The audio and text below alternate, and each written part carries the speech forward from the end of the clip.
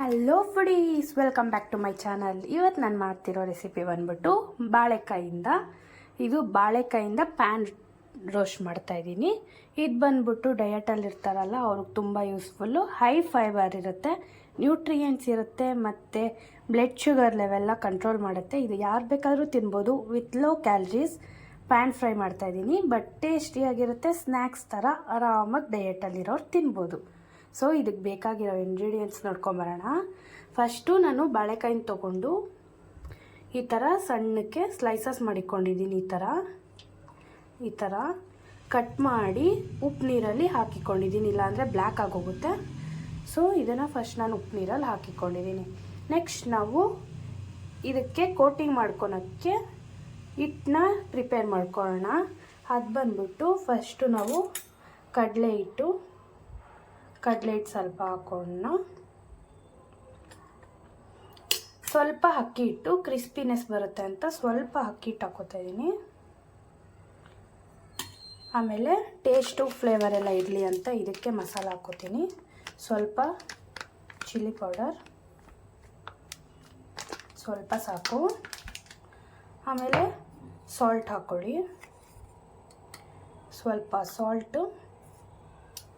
Next chat masala ಹಾಕೋತಾ ಇದ್ದೀನಿ, ಸ್ವಲ್ಪ ಚೆನ್ನಾಗಿರುತ್ತೆ ಇದಕ್ಕೆ ಅಂತ. ಸ್ವಲ್ಪ ಚಾಟ್ ಮಸಾಲ, ಆಮೇಲೆ ಸ್ವಲ್ಪ ಕಿಚನ್ ಕಿಂಗ್ ಮಸಾಲ ಹಾಕೋತಾ ಇದ್ದೀನಿ. ಇದೆರಡು ಫ್ಲೇವರ್ಗೋಸ್ಕರ, ಚಾಟ್ ಮಸಾಲ ಮತ್ತು ಕಿಚನ್ ಕಿಂಗ್ ಮಸಾಲ. ಉಪ್ಪು ಖಾರ ಎಲ್ಲ ನೋಡ್ಕೊಳ್ಳಿ, ನಿಮಗೆ ಸ್ಪೈಸಿ ಬೇಕು ಅಂದರೆ ಇನ್ನು ಸ್ವಲ್ಪ ಹಾಕ್ಕೋಬೋದು. ಸೊ ಈ ಬ್ಯಾಟರ್ ಪ್ರಿಪೇರ್ ಮಾಡ್ಕೊಳ್ಳೋಣ ಈಗ. ಸೊ ಸ್ವಲ್ಪ ಇದಕ್ಕೆ ವಾಟರ್ ಹಾಕ್ಕೊಳ್ಳಿ. ಇದೆಲ್ಲ ಆದಮೇಲೆ ಇದು ಬ್ಯಾಟರ್ ರೆಡಿ ಮಾಡ್ಕೊಳ್ಳೋಣ.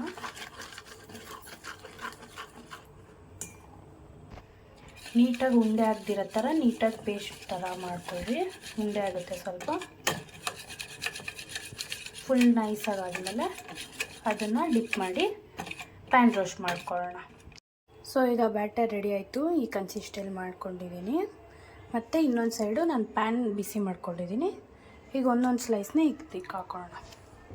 ಸೊ ಸ್ವಲ್ಪ ಕೋಟಿಂಗ್ ಕೊಟ್ಟು ಇಟ್ಕೊಳ್ಳೋಣ. ಈ ಕಡೆ ಹೆಂಚು ಬಿಸಿ ಆಗಿದೆ, ಸ್ವಲ್ಪ ಆಯಿಲ್ ಅಪ್ಲೈ ಮಾಡ್ಕೊಳ್ಳೋಣ ಲೈಟಾಗಿ, ತುಂಬ ಕಮ್ಮಿ. ಸೊ ಇದು ಒಂದೊಂದೇ ಕೋಟಿಂಗ್ ಕೊಟ್ಟು ಪ್ಯಾನ್ ಫ್ರೈ ಮಾಡ್ಕೊಳ್ಳೋಣ.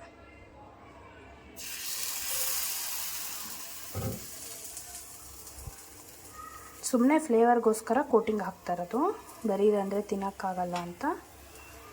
ಇದರಲ್ಲಿ ಪಲ್ಯ ಮಾಡಿಕೊಂಡ್ರು ಚೆನ್ನಾಗಿರುತ್ತೆ.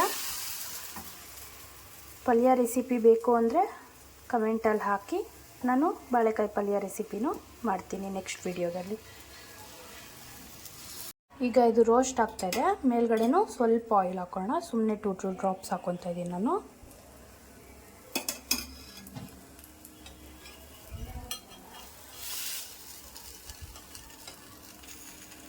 ಇನ್ನು ಸ್ವಲ್ಪ ರೋಸ್ಟ್ ಆಗಲಿ ಅಂದರೆ ಹಾಗೆ ಬಿಡಿ. ಇದು ನೀಟಾಗಿ ಕುಕ್ ಆಗಬೇಕು ಬಾಳೆಕಾಯಿ, ಆವಾಗಲೇ ಚೆನ್ನಾಗಿರೋದು. ಇಲ್ಲಾಂದರೆ ನಿಮಗೆ ಟೇಸ್ಟ್ ಬರಲ್ಲ.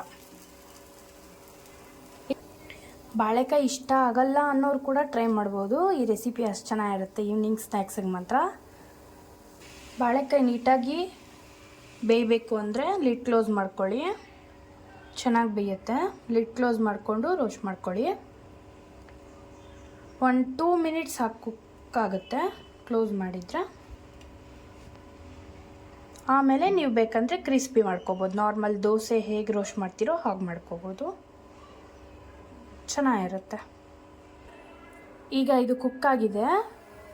ಸೊ ನೀವು ಇನ್ನೊಂದು ಸೈಡ್ ಟರ್ನ್ ಮಾಡ್ಕೋಬೋದು, ರೋಸ್ಟ್ ಆಗುತ್ತೆ ಅವಾಗ. ನೋಡಿ ಈ ಥರ ಆಗುತ್ತೆ. ಕಾರ್ನ್ಫ್ಲೋರ್ ಬೇಕಂದರೆ ಯೂಸ್ ಮಾಡ್ಕೋಬೋದು. ನಾನಿಲ್ಲಿ ಹೆಲ್ತಿ ಸ್ನ್ಯಾಕ್ಸ್ ಥರ ಮಾಡ್ತಾಯಿದ್ದೀನಿ ಅಂತ ಕಾರ್ನ್ಫ್ಲೋರ್ ಯೂಸ್ ಮಾಡಿಲ್ಲ.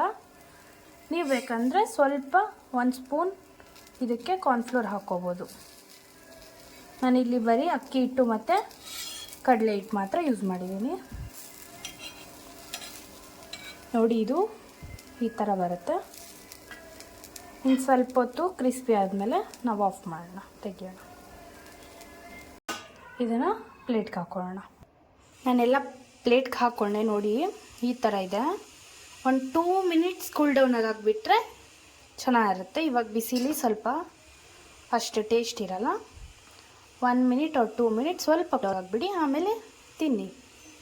ಸೊ ಈಗ ಸ್ವಲ್ಪ ಕೂಲ್ ಡೌನ್ ಆಗಿದೆ, ಚೆನ್ನಾಗಿದೆ. ನೀವು ಬೇಕಂದರೆ ಇದನ್ನು ಡೀಪ್ ಫ್ರೈ ಕೂಡ ಮಾಡ್ಕೋಬೋದು.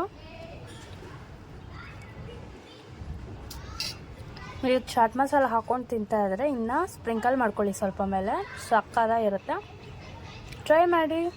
ಈ ರೆಸಿಪಿನ ಹೇಗಿತ್ತು ಅಂತ ಕಮೆಂಟ್ ಮಾಡಿ. ನನ್ನ ಚಾನಲ್ನ ಸಬ್ಸ್ಕ್ರೈಬ್ ಮಾಡ್ಕೊಳ್ಳಿ. Thanks for watching my video.